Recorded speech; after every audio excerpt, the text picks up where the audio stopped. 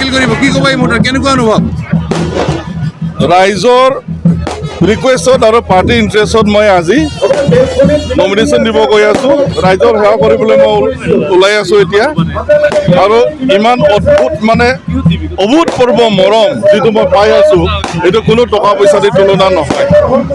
আৰু মই মোৰ এটা দৃঢ় বিশ্বাস আৰামছে জিকি যাম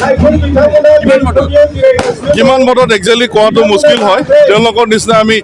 তেওঁলোকে কি কৈছিলে যোৱাকালি 70,000 ডিফাৰেঞ্চত জিকিব 70,000 যদি ডিফাৰেঞ্চেই হয় আমাৰ ধৰক ভোট আছে কিমান 2,15,000 80% মেক্সিমাম পল হ'ব হা 80% মেক্সিমাম পল হ'লে কিমান হ'ব 1,70,000 মান তেওঁলোকে যদি 70,000 ডিফাৰেঞ্চেই পায় আমি দেখোন একোৱে নাপাম হা এইটো কি লজিকেল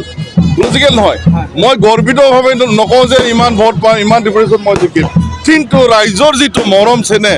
যিটো আশীৰ্বাদ হা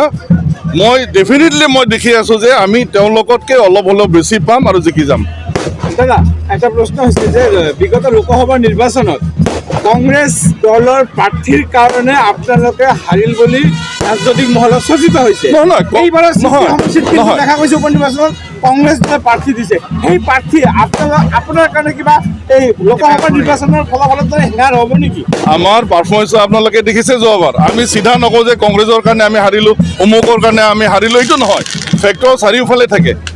ডিফাৰেণ্ট ফেক্টৰ্ছ থাকে তবে এইটো কথা ঠিক কংগ্ৰেছৰ ইয়াত তেনেকুৱা প্ৰেজেঞ্চ নাই যোৱাবাৰ এম পি সমষ্টিত গোটেই সমষ্টিত তেওঁলোকে 1,00,000 চামথিং পাইছিলে এই LACত আমাৰ চিডলি LACত 11,000 মান পাইছিলে তেওঁলোকে কিছুমান থাকিবই ভাই চব পাৰ্টিৰে অলপ চলপ থাকিবই এইবাৰ কিন্তু কংগ্ৰেছৰ ভোট more than 50% কিন্তু আমাৰ এই LACত ভোট নিদিয়ে তেওঁলোকে দিব বঙাইগাঁৱত তো কংগ্ৰেছে ইমান ভোট নাপায় হয় বৰষুণটো একো ডাঙৰ ফেক্টৰ নহয় আমাৰ ৰাইজৰ কাৰণে ৰাইজ একদম ডিটাৰমাইণ্ড যে এইবাৰ BPFক যেনেকৈ হওক জিতাব লাগে 25ত BTC চৰকাৰ গঠন কৰিব লাগে BPF কাৰণ ভাৰত স্বাধীন হোৱাৰ পিছত 56 বছৰ পিছতো এই অঞ্চলত একো ৰাস্তা ঘাট স্কুল কলেজ একো হোৱা নাছিলে হৈছিল জানো আপোনালোকে জানে হা হাগ্ৰামাছাৰ এই BTC সৃষ্টি কৰাৰ পিছত 15 বছৰৰ ভিতৰতে চব কিছু কৰিছে স্কুল কলেজ ইউনিভাৰ্চিটি হাবি যাবি যত যি উন্নয়নমূলক কাম তেওঁ কৰিছে 15 বছৰৰ ভিতৰত আৰু এইবাৰ আমি কি দেখিছোঁ বিপৰীত পক্ষে তেওঁলোকে 5 বছৰ হ'বলৈ গৈ আছে আৰু কেইটামান মাহ বাকী আছে তেওঁলোকে কিবা কৰিছে দেখক এখন প্ৰাইভেট ভেঞ্চাৰ স্কুল চৰকাৰী কৰিব পাৰিছে পাৰা নাই হা ৰাস্তা ঘাট বেলেগ উন্নয়নমূলক কাম দেখিছে ক'ৰবাত দেখা নাই কালি মিছা প্ৰতিশ্ৰুতি হয়নে নহয় গোটেই মিছা মই A to Z মই ক'বলৈ নাযাওঁ কিমান মিছা কথা কৈছে ৰাইজে বুজি পাইছে NDAৰ প্ৰাৰ্থীগৰাকী যে আছে তেখেতে ইয়াতে মনোনয়ন পত্ৰ দাখিল কৰিলে সেই সময়ত দেখা গৈছে যে বিজেপিৰ ৰাজ্যিক সভাপতি ভৱেশ কলিতা মিনিষ্টাৰ অশোক সিংঘাল প্ৰমোদ বৰকে আদি কৰি যিসকলে চবে এটা কথাই কৈছে যে BPFৰ যি 17 বছৰীয়া শাসনকাল 15 বছৰৰ শাসনকালত ইয়াতে কেৱল অশান্তি সংঘৰ্ষ হত্যা অপহৰণ আৰু বাদে একো হোৱা নাই মই কুৱেশ্যন বুজি পাইছোঁ 17 বছৰৰ কথা আজিৰ পৰা আপোনালোকে নক'লেই ভাল বহুত আমনি লাগে 17 বছৰ শুনি আমনি লাগিছে সেইটো কথা কৈ থাকিব নালাগে হা আৰু এই যে NDA তেওঁলোকৰ উদ্দেশ্য হ'ল তেওঁলোকৰ হিডেন এজেণ্ডা থাকে আমাৰ এই ৰাজ্যত BTC অঞ্চল যিহেতু আমাৰ কাৰণে বনোৱা হৈছে অট'নমাছ কাউন্সিল ইয়াত ৰিজনেল পাৰ্টিৰহে কাম নেশ্যনেল পাৰ্টি ইয়াত একো কাম নাই আজি UPPL ৰিজনেল পাৰ্টি হ'ব পাৰে কিন্তু তেওঁলোকে NDA এলায়েন্সত থাকি পেলাই নেশ্যনেল পাৰ্টিৰ লগত এটা এলায়েন্সত আছে যিহেতু তেওঁলোকৰ মানে ইয়াতে কোনো কাম নাই তেওঁলোকে কাম কৰিব নোৱাৰে ভৱিষ্যতে গতিকে অল্টাৰনেটিভ কি ৰিজনেল পাৰ্টি হিচাপে অনলি BPF আৰু কৰিছেও BPFে তো আমি ভয় নাখাওঁ দিল্লী দিছপুৰ কোকৰাঝাৰ যিমানে ফ'ৰ্চ এপ্লাই নকৰক ৰাইজক টকা পইচা দি কিনিব নোৱাৰে ৰাইজ একদম ডিটাৰমাইণ্ড ইভেন UPPLৰ বহুত সদস্য আমাৰ লগত আছে কংগ্ৰেছৰ বহুত সদস্য আমাৰ লগত আছে BJPৰ বহুত সদস্য আমাৰ লগত আছে তেওঁলোকে আমাক ভোট দিব আৰু বহুত ধন্যবাদ তেওঁলোকলৈ তেওঁলোকে এই মুহূৰ্তত যে ডিচিশ্যন লৈছে মই আন্তৰিক মই মানে অন্তৰৰ পৰা মই ধন্যবাদ দিছোঁ তেওঁলোকক আপুনি প্ৰাৰ্থিত্ব পোৱাৰ পিছত চন্দন বৰ্মাৰ ঘৰ বাপচি হোৱাৰ এটা খবৰ ওলাইছে এইটো তেওঁৰ কথা আহিব পাৰে ৱেলকাম কৰিব কিয় নকৰিম চবে ৱেলকাম আমাৰ এইটোৱেই নীতি সবকে লৈ আমি চলিম ধন্যবাদ আমি BPF দলৰ হৈ পেলাই কোনোবা দলৰ লগত যে প্ৰত্যাহ্বান হ'ব সেইটো আমি ভবা নাই।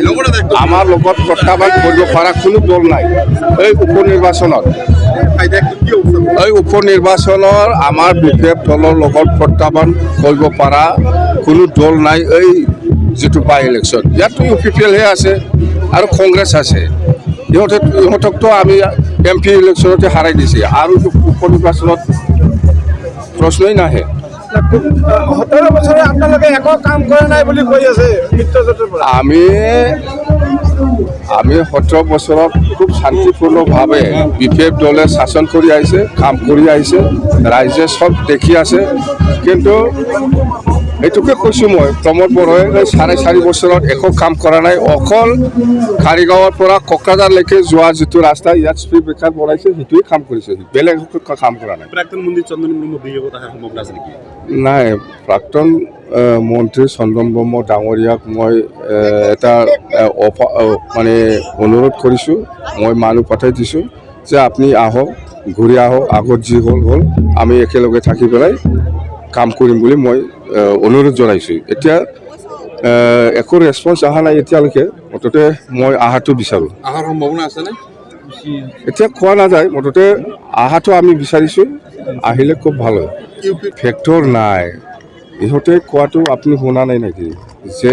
UPPLৰ পৰা ইহঁতে কৈ আছে আমি 70,000 ভোটত আমি জিকি আছোঁ, য'ত আমি হিচাপ কৰিছোঁ আমাৰ BPF দলে 80,000তকৈ বেছি ভোটত আমি জিকি আছোঁ। তো প্ৰশ্ন সেইটোৱে, 80,000টো বেছি না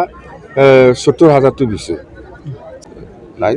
নিজৰ পাৰ্টিৰ কথা কেণ্ডিডেট দিব লাগে দিছে, কিন্তু কংগ্ৰেছ ফেক্টৰ নহয় আমাৰ এই চিডলি সমষ্টিত, UPPLও ফেক্টৰ নহয়।